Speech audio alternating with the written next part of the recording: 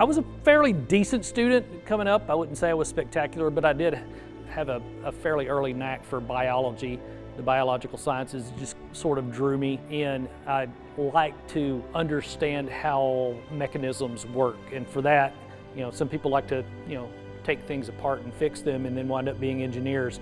I wanted to know how mechanisms in animals worked, how we function.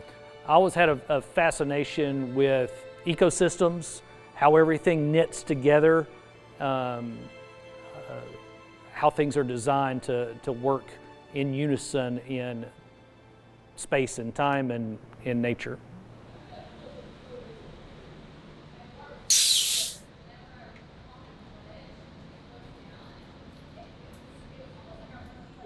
We got in and practiced some educational presentation dives this morning and used a little bit of gas, but we've got a cleaning dive coming up in about 25 minutes, so I'm going to make sure that the ladies have enough breathing gas to make it through that cleaning dive. As a youngster, even though we were around the water quite a bit, fishing or playing, I didn't actually learn to swim until I was a little bit older, and decided that I was going to take that scuba course at Tennessee Tech. And I can distinctly remember the first time I knelt underwater in the shallow end of the training pool and took a breath off of a regulator. It's like a core memory for me that will be forever etched in my mind. This is where I need to be. This is what I need to be doing.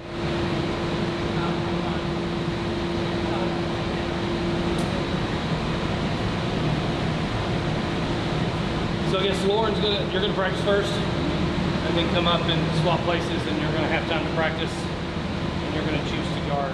Of course, as I progressed and able to get out in open water, I have these a bit of a slideshow snapshot series of times underwater. The first time I was near a shark in the ocean, the first time I was able to see the striations in the rockwork in a cave in Florida, and then gathering data underwater, working on different science projects. They're all distinct notes throughout my career, the last 30 whatever years that I've been diving. When you step off a boat or whatever structure or walk out the beach down into the water, when you get in the water and go below, the first thing I notice is complete silence. And it isn't, but that's what it feels like, because you're used to all the sounds up here, and you hear the wind when it blows, and the trucks over there, or the boats, and the birds, and the people, or whatever you're around, and you step under the water, and that's gone. There is a little bit of a difference diving in the open environment versus diving in an aquarium exhibit. Physics is physics. So in terms of the science of diving, the way pressures interact with us, the way our breathing gas equipment functions, all of that is identical. The environment is what makes it interesting. When you step off the back of the dive boat into a coral reef, you see the bubbles that you made from jumping in, and then you see the fish typically scatter because you've just startled them. At the aquarium, when we enter the exhibits, we enter very slowly because we don't want that to happen. And then in many of our exhibits where we hand feed the fish, instead of them scattering from you, they come directly to you. And it takes a bit of time for a new aquarium diver to get used to that sensation. We're not accustomed to that in the open water. I'm just double checking all my life support gear, make sure everything's good, make sure my emergency backup gas is full and engaged in case I were to need it because of an equipment failure on my main rig. And then I'm gonna gear up and get in the water. He's run the program really well. He keeps tight reins on making sure we're hitting our marks with remaining active in our diving. We have certain amount of diving we have to do to meet the standard to remain active. So he's really well suited, I think, for what he does. Very well suited.